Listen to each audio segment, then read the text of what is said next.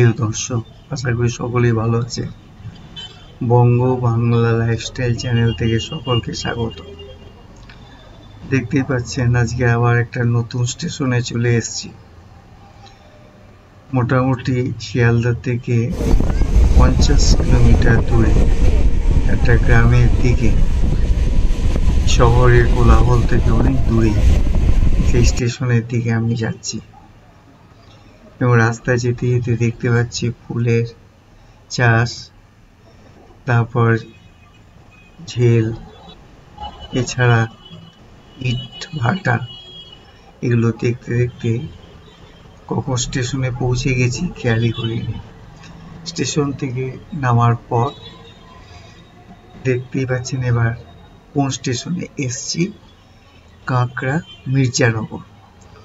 স্টেশনটা খুবই ছোট, কিন্তু স্টেশনে একটা গুরুত্ব রয়েছে, সেটা কিছুক্ষণ পরেই জানতে পারবে। স্টেশন থেকে বেরোলাম, বেরিয়ে সামনের দিকে কিছুটা হেঁটে আসলেই দেখা যাবে টোটো আর অটো স্ট্যান্ড। এই টোটো এবং অটো স্ট্যান্ডে এসে দেখা গেল কচুয়া লোকনাথ মন্দির যাওয়ার টোটোগুলো দাঁড়িয়ে আছে। মাত্র 10 টাকার বিনিময়ে চলে আসলাম কচুয়া ধামে। এবং এই জন্মস্থান পুণ্যতীর্থ কচুয়া ধাম লোকনাথ মন্দির, সেইখানে আসতে গেলে এই কাঁকড়া রেল স্টেশনে এসে নামতে হয়। এই হচ্ছে মূল মন্দির।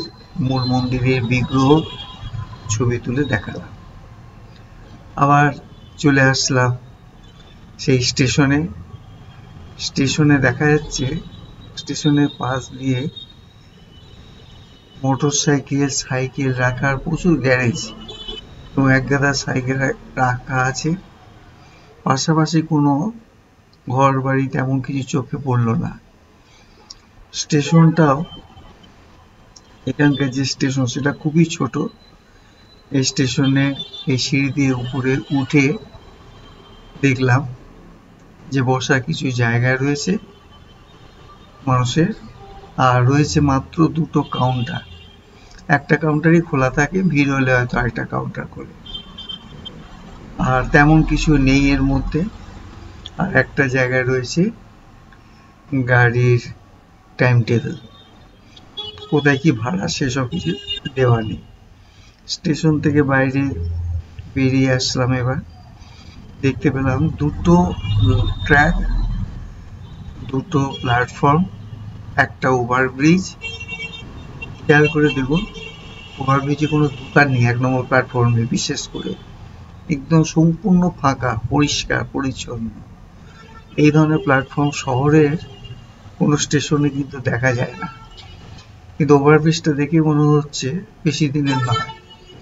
ধীরে ধীরে ওভারব্রিজের উপরে উঠে চারদিকে তাকিয়ে দেখলাম সবুজ আর সবুজ। এ চোখে দেখা যায় না এরকম দৃশ্য। অনেকদিন পর এই ধরনের স্টেশনে এসছি।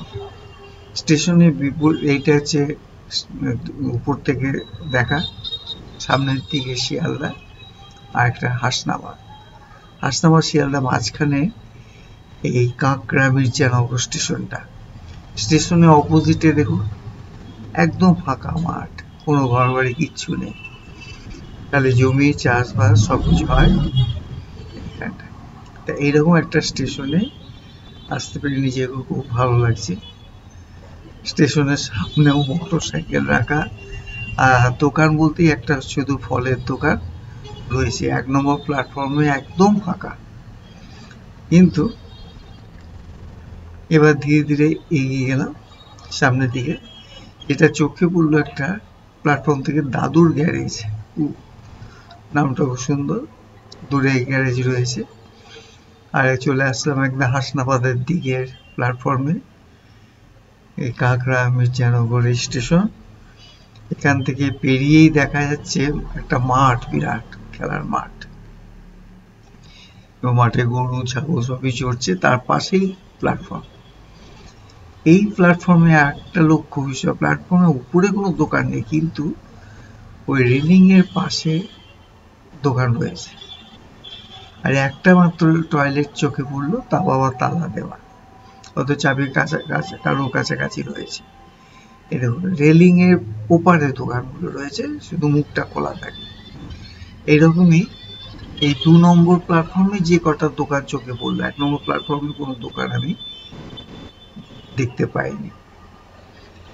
এই হচ্ছে